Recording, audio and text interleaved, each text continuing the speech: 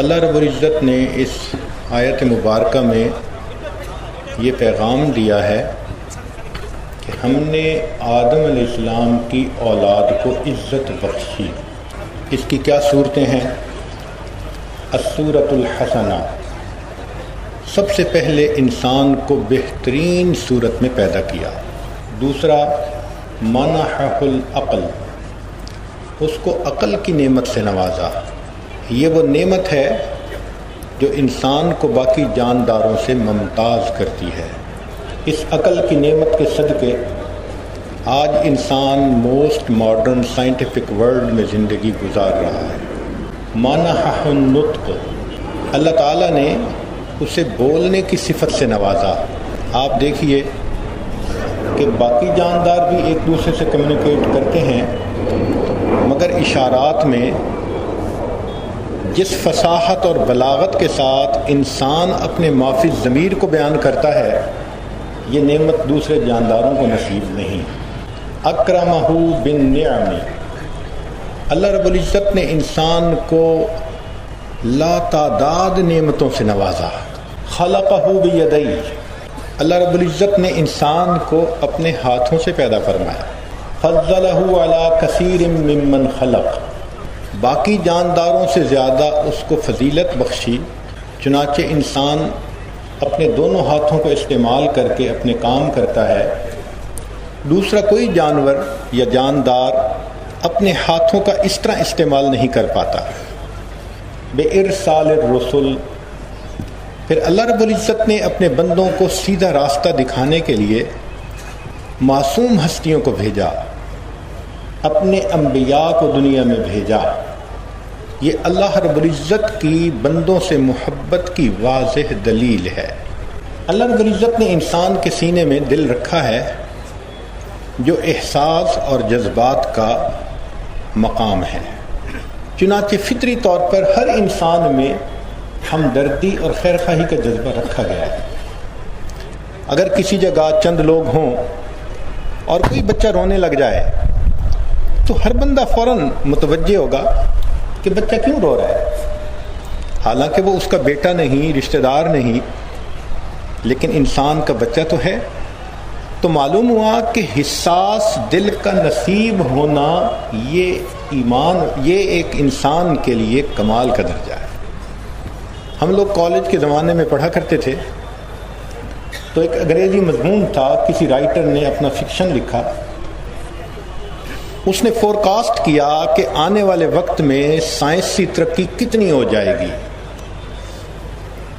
اس میں تمہید باندھنے کے بعد اس نے لکھا کہ انسان روبوٹ بنائے گا اور وہ اتنا اچھا ہوگا کہ ہر اعتبار سے انسان سے بہتر ہوگا۔ مثال کے طور پر انسان رات میں نہیں دیکھ پاتا، دن میں دیکھتا ہے، روبوٹ دن میں بھی دیکھے گا، اور نائٹ ویژن انسٹرومنٹس ہوں گے تو رات میں بھی دیکھے گا۔ پھر انسان ایک لمیٹڈ فریکوینسی کی آواز کو سن سکتا ہے، نہ اس سے اوپر سنتا ہے نہ اس سے نیچے، لیکن روبوٹ کی فریکوینسی کا بینڈ بہت وسیع ہوگا۔ پھر انسان 2 سے 3 زبانیں بولتا ہے، وہ روبوٹ دنیا کی ساری زبانیں بولے گا۔ پھر انسان کے پاس ایک ٹیکنالوجی ہوتی ہے، یا انجینئرنگ ہوگی یا میڈیکل ہوگی یا مینجمنٹ پڑھی ہوگی، اس روبوٹ کے اندر ایسی ہارڈ ڈسک فٹ ہوگی جو 1000 raise to the power 1000 terabyte کی ڈسک ہوگی، اور دنیا جہان کے علوم اس میں ہوں گے۔ کویسچن پوچھو وہ فوراً جواب دے گا۔ پھر اس کو کھانے پینے کی ضرورت نہیں ہوگی۔ انسان بیمار ہوتا ہے، وہ سٹین لیس اسٹیل کا بنا ہوگا، نہ خراب ہوگا نہ کچھ ہوگا، پروڈکشن نکالے گا، نان سٹاپ 24 آور کام کرے گا، حتیٰ کہ وہ ایک ماڈل قسم کا روبوٹ ہوگا۔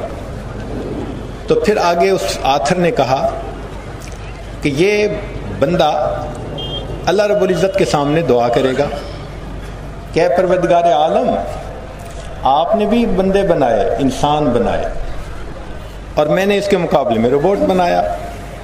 میرا روبوٹ اس بندے سے تو کئی درجے بہتر۔